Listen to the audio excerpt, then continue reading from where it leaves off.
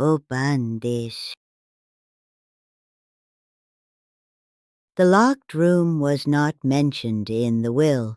The key was simply among her aunt's effects with no label. Inside, 30 years of research, newspaper clippings, photographs, handwritten notes, all about one subject, the woman now holding the key. Her aunt had been quietly documenting her niece's life from a distance for 30 years, and the conclusions written in the final notebook changed everything she thought she knew about why she was standing in that room. Don't open any locked rooms tonight that you weren't told about. It is time for chapter 149.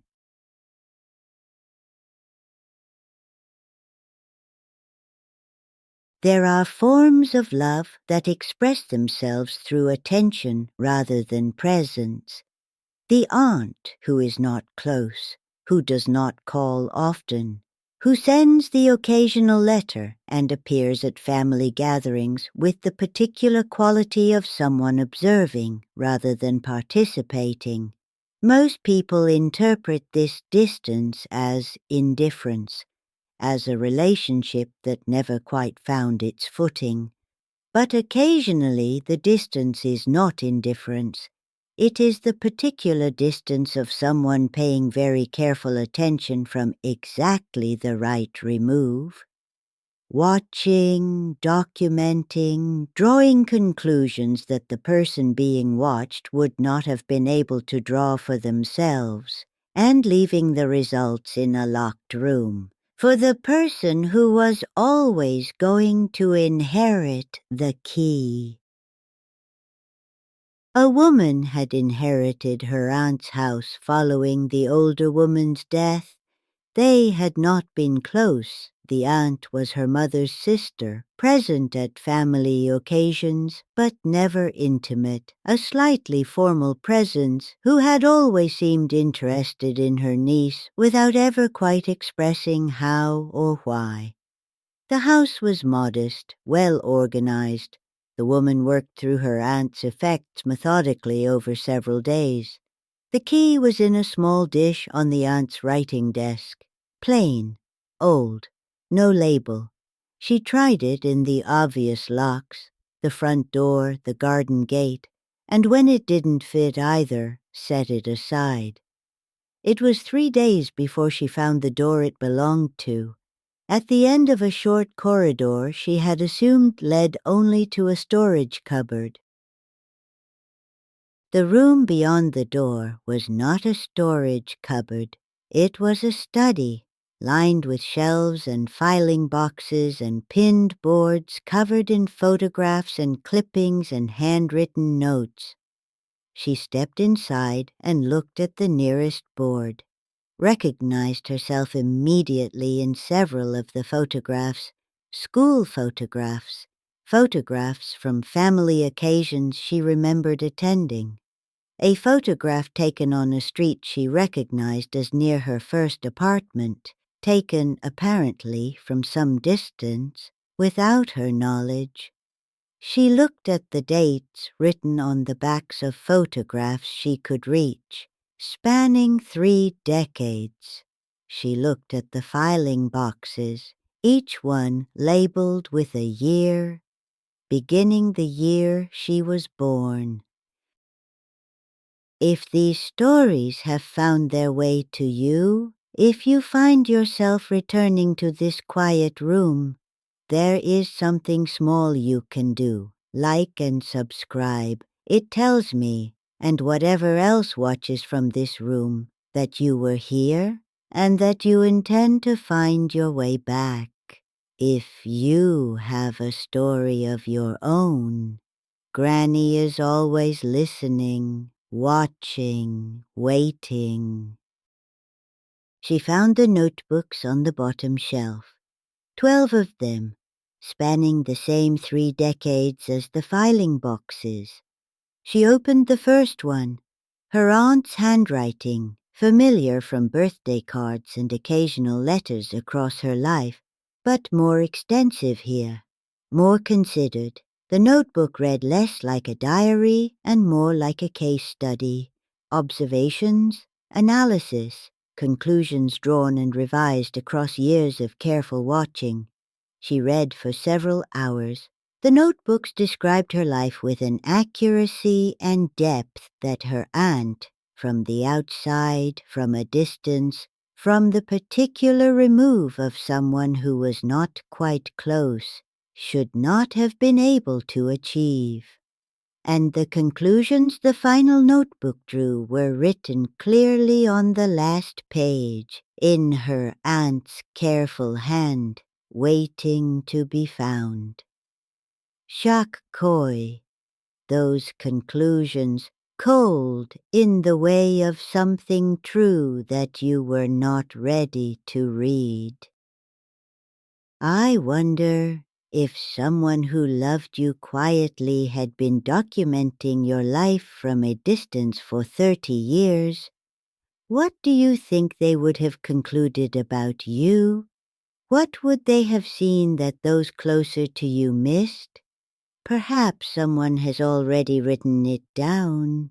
If you have a story of your own, this quiet room has space for your experiences too. Granny is always listening. She read the final notebook twice, then sat in the locked room for a long time. The conclusions her aunt had drawn were not alarming, not threatening, simply true in a way that the people closest to her had not managed to articulate, perhaps because closeness had prevented the necessary distance. Her aunt, watching from exactly the right remove for 30 years, had seen clearly what proximity had obscured for everyone else, and had written it down, all of it, in 12 careful notebooks, in a locked room, left to the one person who needed to read it most. The woman who had been the subject of the research, and who had never suspected the room existed, or that the slightly formal aunt at family gatherings had been, all along, the person who understood her most completely. You are still here. Good. Some stories need a witness all the way to the end. I wonder, is there someone in your life who watches more carefully than they speak? Who seems distant but is perhaps simply observing from exactly the right remove? She kept the room, kept the notebooks, did not remove anything from the shelves or the filing boxes, simply left the room as her aunt had left it, locked the door again when she left each time, visited occasionally, read from the notebooks when she needed to. She told me it was the closest she had ever felt to her aunt, closer than any conversation they had managed in life. The notebooks were more intimate than the aunt had ever been in person, which was, she had come to understand, entirely intentional.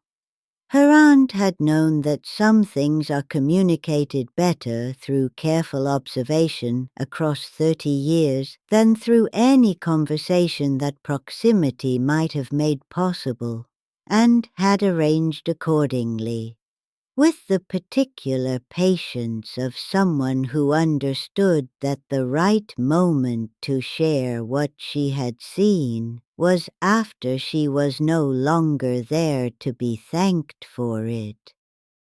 I think about love that expresses itself through attention rather than presence. Most of us understand love as proximity, as the accumulation of shared experience, as being there. But occasionally love expresses itself differently, as the discipline of watching from the right distance, of documenting carefully, of drawing conclusions that closeness would have prevented, and of leaving what was seen in a locked room with a plain key and no label, for the person who was always going to find it at exactly the right moment, when they were old enough to read the conclusions without being undone by them, and ready to understand that the slightly formal aunt at family gatherings had been all along the one who saw them most clearly.